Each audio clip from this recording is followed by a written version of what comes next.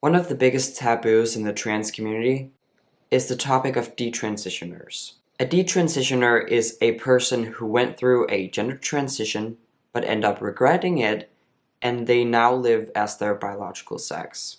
Today I'm going to react to some clips of Kaylee, and Kaylee is a 21-year-old biological woman who lived her life as a trans guy for 4 years. I'm going to link the full video down below, so please watch it if you have the time to. She's really good at explaining all this stuff, and I wish her all the best. I didn't hate the essence of myself. I didn't hate the sex that I was born as, but I hated those expectations. As Kaylee got older, she got a lot of body image issues, and she also thought she was fat, and some of her facial features were too masculine. She then started to hide her chest, just to appear smaller. I had a lot of body image issues at the time. I was convinced that I was fat. I thought everybody else was looking at me and seeing those flaws as well. And it wasn't that I wanted my chest to be completely flat. I just wanted to look like I was skinnier, basically. You know where this is going, and it didn't stop there.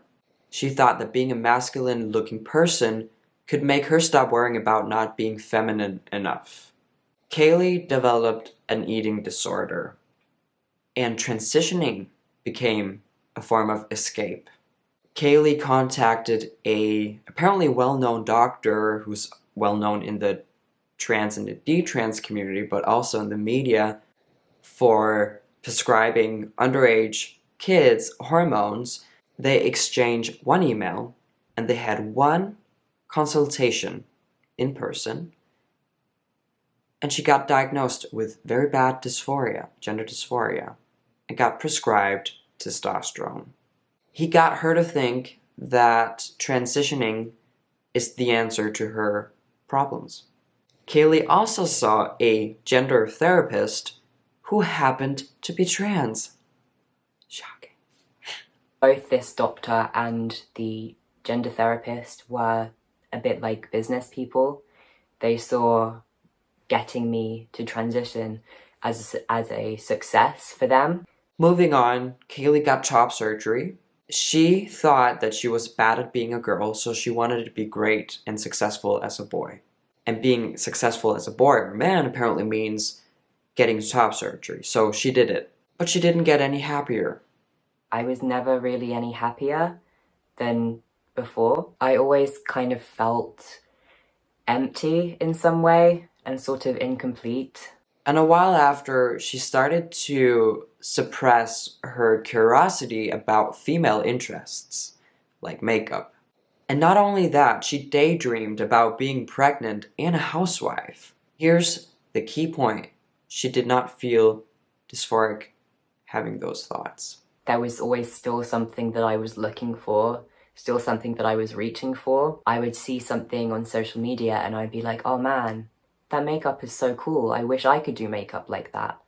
And then my conscious mind would be like, no, we can't think about this. You need to bury that away. Those thoughts were less upsetting than they were stressful to me. I knew that I wasn't happy at that point, but I was so scared of doing anything about it that I would still just let it simmer in the back of my mind. I mean, who can blame her, honestly? The thing that you must understand when it comes to the topic of detransition, some people need to go through the mistake in order to know it was a mistake.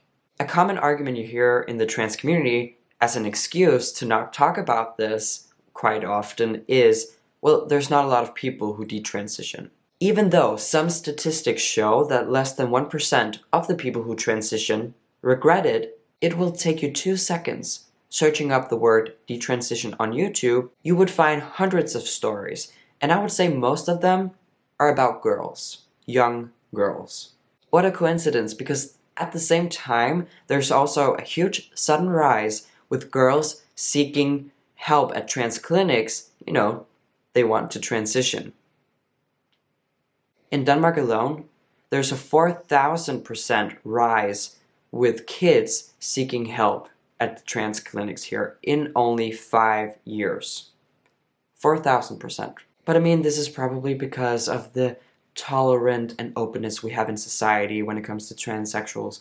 Oh wait, we're oppressed and no one likes us and everyone is against us. I forgot. So even though that less than 1% of the already very small minority regret their transition, give it 5 years and I'll bet that the number will drastically change. The research that was already done is just from another time when being trans wasn't trendy. I've watched many videos like Kaylee's, and I see a pattern, and that is the professionals. We have too many medical professionals in trans clinics in the West who are not critical enough, who are too PC when it comes to their patients. And it's a problem. There's a big lack of examination, thorough examination, and again, too much political correctness. And it breaks my heart because this affects young people, young, innocent people who are just trying to figure out what life is all about and how they're feeling. Have we forgot what function medical professionals have? Apparently their job is to let the patient decide what's best for them and let them decide what kind of treatment, medical treatment they should have without question. Let me ask you, how does a child know what's best for them? How does adults with mental health issues know what's best for them? They don't. That is why we have doctors and therapists. Why is it that only one group in society are in charge, their own boss, responsible of their own medical care, rather than the professionals? I think the word is special treatment, and I just want to say no thank you. I truly wish that in the future, medical professionals can see how saying the word no will actually benefit the same people in the long run. And most importantly, I hope that medical professionals will do their job and try to get the individuals the help that they need, even though that the problems are not trans related. Many trans folks in the community, they get uncomfortable when listening to these detransition stories. And I, for once, can see where they're coming from, because I gotta admit, it makes me a little bit uncomfortable when I listen to a girl who went through the same stuff as I went through and then they go back. I don't know, there's something really uncomfortable about it. You might be uncomfortable. Transphobic people, they use detransitioners' stories in order to be transphobic. I just want to say that them existing, it's not about you. If someone is telling about their story, it's not about you. And it's so typical of the trans community that they think that everything is about them, even though it's not. The last thing I want to say about this is getting diagnosed with gender dysphoria can either be a big relief and the missing piece of the puzzle, or it could be a cover-up for other mental health issues. Going through a gender transition can either slowly make your life better and better and you feel more and more like yourself, or it could do the opposite. What's important is that we talk about both. We should not only talk about the success stories, we should also talk about people who were not successful with their transition. Why?